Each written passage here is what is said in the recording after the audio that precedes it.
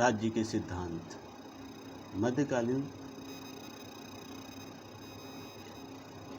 MHI-II आधुनिक विश्व, IGNOU MHI-II आधुनिक विश्व की चैप्टर 4 राज्य के सिद्धांत के बारे में आज हम देखते हैं।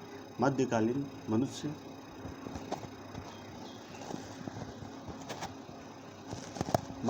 मनुष्य और समाज को समझने के लिए जिस प्रकार धर्म को समझना आवश्यक था, उसी प्रकार आधुनिक समाज और राजनीति को समझने के लिए राज्य को समझना आवश्यक है।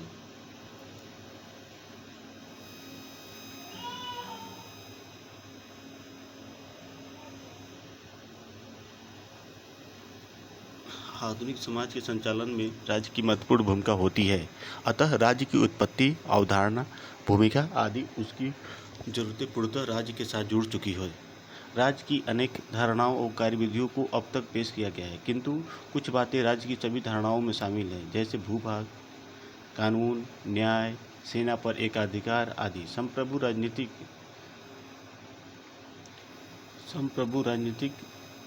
व्यवस्था एवं नागरिकता की धारणा राज्य की आधुनिक धारणा है। पुनर्जागरण के बाद के काल में राज्य की प्रकृति और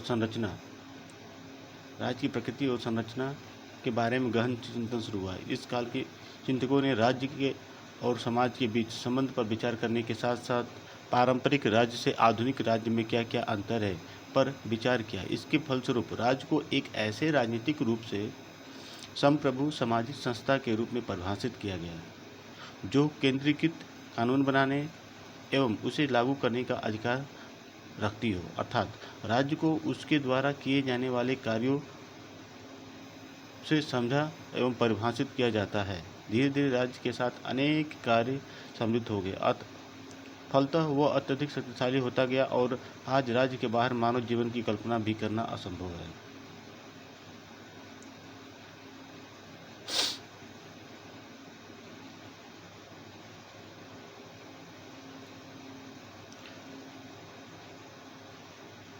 मानव जीवन के इतिहास में राज्य का अस्तित्व जब से कृषि कार्य प्रारंभ हुआ और श्रम विभाजन की आवश्यकता महसूस होने लगी, तब से माना जा सकता है। सरल और छोटे समाज की अपेक्षा बड़े एवं जटिल समाज में राज्य का उदय पहले हुआ। अर्थात इस काल में राज्य एक वैकल्पिक संस्था थी, किंतु औद्योगिक काल के आते आते राज्य एक अपरिहार्य संस्था बन गई।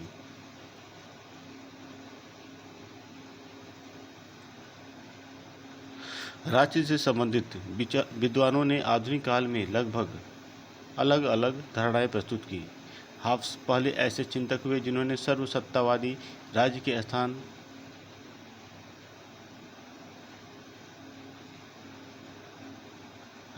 स्थान उदारवादी को ऐसे विश्व दृष्टि में बताया।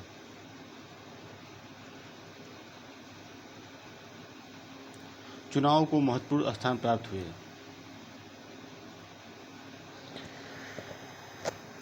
इसके माध्यम से जनशक्ति प्रकट होती है, लेकिन हाब्स एक संक्रमणकालीन चिंतक थे। इस कारण उसके चिंतन भी अनेक अनुदारवादी चिंतन में मौजूद थे। उनका मानना है कि मनुष्य हमेशा आनंद की खोज में रहता है और इसके लिए अत्यधिक शक्ति संग्रह की इच्छा रखता है।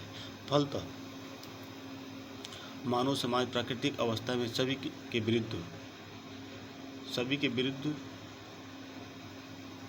युद्ध की स्थिति में रहता है। इसे सर्वसत्तावादी राज्य के अंतर्गत ही रोका जा सकता है। इसी कारण वह सामाजिक समझौते के तहत केंद्रीय सत्ता को लोगों द्वारा अपने अधिकार सौंपे जाने के पक्ष में था। नागरिकों और उसकी संपत्ति की रक्षा करने का अधिकार संप्रभुता का कर्तव्य होगा। हाब्स का मानना है कि राज्य ही अपने नियमों और कानूनों को लागू करके समाज और व्यक्ति के सभ्य बनाता है। इस प्रकार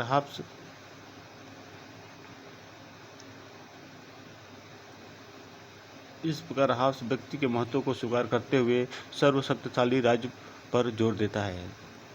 लॉक के विचार उदारतावादी धारणा का केंद्र बिंदु है। लॉक का विचार उदारतावादी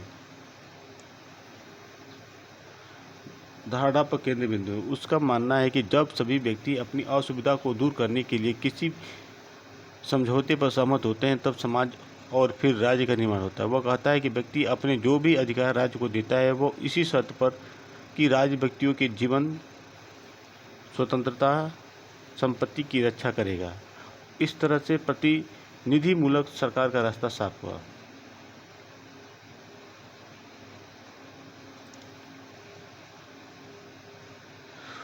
उदारवादी लोकतांत्रिक राज्य की व्यवस्थित धारा को विकसित करने में जेरेमी बेंथम, जेम्स मिल के विचार महत्वपूर्ण साबित हुए। इनके अनुसार लोगों को निरंकुश राजनीतिक हस्तक्षेप का भय न रहे, शासन में कौन रहे इसका निर्धारण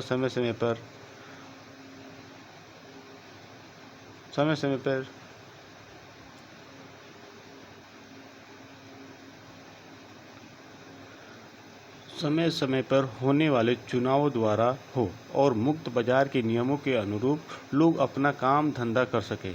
इस व्यवस्था में अधिकतम लोगों की उपयोगिता सिद्ध होगी और राज्य सीमित होगा। इस कारण बेंथम और मिल दोनों उपयुक्तवादी विचारक माने जाते हैं। फिर भी ये दोनों सार्वभौमिक मताधिकार के पक्ष में नहीं थे। उदारवादी लोकतंत्र का पूर्ण समर्थन जॉन स्टुअर्ट मिल ने किया। उनके अनुसार उदार लोकतांत्रिक सरकार के द्वारा ही व्यक्ति विकास और उसे पूर्ण संतुष्टि प्राप्त होती है। व्यक्ति स्वतंत्र नैतिक विकास और अल्पसंख्यकों के अधिकार के लिए लोकतंत्र शक्तिशाली जरूरी है। इसके बावजूद वह संपत्ति और विशेषाधिकार प्राप्त लोगों को अधिक मताधिकार देने के पक्ष में थे। रूसो ने अपने सोशल कॉन्ट्रैक्ट के माध्यम से प्रत्यक्ष या भागीदारी परक लोकतंत्र की वकालत की। वह राज्य को लोगों के द्वारा बीच ऐसे समझौते का परिणाम मानता था जिसमें लोगों के द्वारा आत्मनियमन, आत्म अनुशासन के लिए किया जाता है। ऐसे राज्य में व्यक्ति कानून बनाने, उसे मानने के लिए तैयार होता है क्योंकि वो अपनी बात मानने के बराबर है। रूसो इसे समान इच्छा करता है, जहां लोग निजी हित के लिए सामाजिक हित को महत्व देते हैं। मार्क्स का मानना है कि राज्य एक ऐसी गतिशील संस्था है जो सामाजिक व्यक्तियों से घिरी होती है और व्यक्ति, संस्थाओं और समाज के बीच अंतःक्रिया में लगातार बदलती रहती है। उसका मानना है कि जब अधिशेष उत्पादन होने लगे तब समाज में वर्ग पैदा हुआ। इससे आर्थिक राजनीतिक नियंत्रण स्थापित हुए।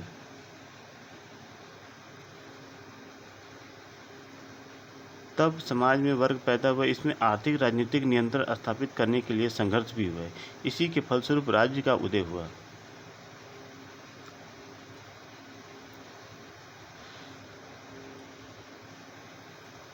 इस प्रकार मार्क्सवादी अवधारणा को राज्य को सार्वजनिक हितों का प्रतिनिधित्व करने वाली संस्था न मानकर किसी वर्ग विशेष के हितों का प्रतिनिधित्व करने वाला संस्था माना गया। इसलिए वर्ग संघर्ष को असंभवी माना गया। इसके अनुसार वर्ग संघर्ष के पश्चात जिस समाजवादी राज्य की स्थापना होगी उस पर सर्वहारा वर्ग का नियंत्रण होगा। हालांकि परवर्ती मार्क्सवादियों ने राज्य की मार्क्सवादी धारणा को लेकर मित भिन्नता है। मिलीबैंड, पोलांजा इस धारणा को भी दो भिन्न व्याख्याएं प्रस्तुत करते हैं। 19वीं शताब्दी के उत्तरार्ध तक आते आते राज्य की कल्याणकारी अवधारणाएं सामने आई। इसमें स्वतंत्रता, समुदाय, समानता जैसी बुनियादी धारणाओं को तो स्वीकारा ही गया, साथ ही साथ समाज को एक अधिक घनिष्ठ व्यवस्था वाले माना गया जिसमें लोग एक दूसरे के साथ साथ अपना समान उद्देश्य के लिए कार्यरत रहते हैं। T.H. ग्रीन ने सर्वप्रथम कल्याणकारी राज्य की अवधारणा पेश की। इसमें सकारात्मक स्वतंत्रता की बात की गई। इसका अर्थ है राज्य को उन गतिविधियों पर हस्तक्षेप करने का अधिकार मिल जाता है जो समाज के कमजोर वर्ग के हितों में न हो। लोक कल्याणकारी राज्य से आगे निकलकर समाज के कल्याणकारी व्यक्तियों को बेगारी, भूखमरी और शराबखोरी जैसी बुराइयों से मुक्त करवाने का प्रयास करता है और शिक्षा, चिकित्सा सुविधा को बढ़ाने और गरीबी को मिटाने के लिए सकारात्मक कार्य करता है। कल्याणकारी राज्य का उदय मार्क्सवादी लोकतंत्र के भय से हुआ, जो लगातार नकारात्मक उदारवाद